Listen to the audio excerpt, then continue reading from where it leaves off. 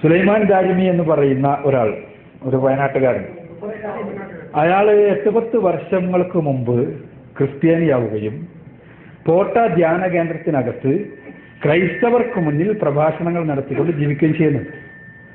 അയാളോട് 5-8 വർഷങ്ങൾക്ക് മുമ്പ് നിച്ചോപ്രൂത്തിന്റെ പ്രവർത്തകർ വളരെ സമർത്ഥമായി പോട്ടക്കുള്ളിൽ കടക്കുകയും, പോട്ടയിൽ അങ്ങനെ കയറാൻ പറ്റില്ല, മുസ്ലിം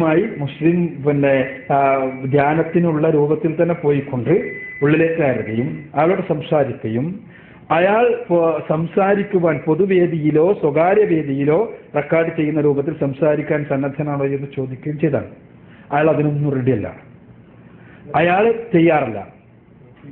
അപ്പോ അയാളെ സംബന്ധിച്ചിടത്തോളം അയാളുടെ ആവശ്യം, അയാൾക്ക് വ്യക്തിപരമായ ആവശ്യം മുസ്ലിങ്ങളെ മാറ്റലോ മുസ്ലിങ്ങൾക്കിടയിൽ പ്രവർത്തിക്കലോ ഒന്നുമല്ല. അയാൾക്ക് ക്രിസ്ത്യാനികളുടെ ഇടയിൽ ആളായിട്ട് ആണെന്നുള്ള നേട്ടം കിട്ടലാണ് അയാളുടെ ലക്ഷ്യം. അപ്പൊ അത് അയാൾ സമർത്ഥമായി നിർവഹിക്കുന്നത്. അതാണ് അയാൾ ഈ ഓത്തും ഇതെല്ലാം കൂടി കണ്ടിട്ട് ക്രിസ്ത്യാനികൾക്ക് ഭയങ്കര ആവേശം വരും. ഇതാണ് ഉണ്ടാവും, നിങ്ങൾ കേട്ടിട്ടുള്ള ആളുകൾക്ക് മനസ്സിലാവും. എന്നാൽ അയാൾ എഴുതിയ 2 പുസ്തകങ്ങൾ ഇംഗ്ലീഷിലും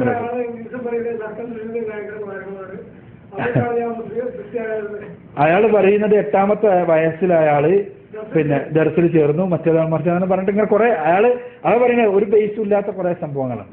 അത് രസകരമായ സംഗതി എന്താ വെച്ചാൽ, ഇസ്ലാം സ്വീകരിച്ച നമ്മുടെ ഒരു പ്രവർത്തകൻ ബിലാൽ എന്ന് പറഞ്ഞിട്ട്, അയാൾ മുസ്ലിമായപ്പോ ക്രൈസ്തവനായിരുന്നു, ക്രിസ്ത്യാനി മുസ്ലിമായപ്പോ സ്വാഭാവികമായിട്ടും പാരന്റ്സ് ഭയങ്കര എതിർപ്പായി. പാരന്റ്സ് ഇയാളെയും കൂട്ടിയിട്ട് കേരളത്തിലെ മുസ്ലിങ്ങളിൽ നിന്ന് ക്രിസ്ത്യാനിയായി എന്ന് പറഞ്ഞ ആളുകളുടെ അടുത്തെല്ലാം കൊണ്ട് സംസാരിപ്പിക്കാൻ വേണ്ടി അങ്ങനെ ഇയാളടുത്തും ഇയാൾക്ക് കൊണ്ടുപോയി അരമണിക്കൂർ ഇയാളോട് സംസാരിച്ചപ്പോഴേക്ക് പാരന്റ്സിന് മനസ്സിലായി ഇയാള് ശരിയല്ല.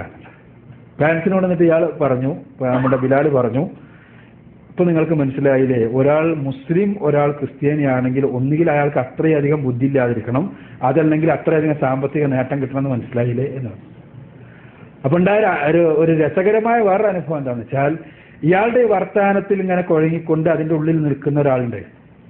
ഇയാളുടെ പിറ്റേന്ന് നിച്ചോപ്പൂത്തില് ഇവർ രണ്ടാളും സംസാരം കേട്ടുകൊണ്ട് നിന്നിരുന്ന ഇയാളുടെ ഫിത്നയിൽ കുടുങ്ങി അവിടെ അയാളുടെ ശിഷ്യനായി നിന്നിരുന്ന ഇയാൾ പിറ്റേന്ന് നിശ്ചയിലുണ്ട്, എനിക്ക് ഷഹാദത്ത് ചെല്ലണം എന്ന് പറഞ്ഞിട്ട്. അപ്പോ അതാണ് ഇവരുടെ സംസാരത്തിൽ നിന്ന് അയാൾക്ക് ഹിദായത്തിൽ ഇങ്ങനത്തെ ഒരാളെ സംബന്ധിച്ചിടത്തോളം ഒരിക്കലും ഉണ്ടാവില്ലല്ലോ, സത്യത്തെ മറച്ചു വെക്കാൻ വേണ്ടിയാണ് ശ്രമിക്കുന്നത്. ദാരിമി പണ്ഡിതൻ എന്നാണ് അയാൾ പറയുന്നത്. അല്ല, ഇങ്ങനത്തെ കുറേ അബദ്ധങ്ങളുണ്ട്, അതില് ഒരുപാട് സംഗതികളുണ്ട്. നമ്മളെ സംബന്ധിച്ചിടത്തോളം നമ്മളാരെങ്കിലും അതിന് മറുപടി പറഞ്ഞു കഴിഞ്ഞാൽ അയാൾ വലുതാവുള്ളൂ എന്നുള്ളത് കൊണ്ടാണ് നമ്മളൊന്നും ഉണ്ടാത്തത്. എന്ന് കഴിഞ്ഞാൽ ഒരുപാട് അത് മാത്രം മതി, ആ ഒറ്റ ഒരു ക്ലിക്കിങ് മാത്രം മതി അയാളെ ശരിക്കും പൊളിക്കാൻ.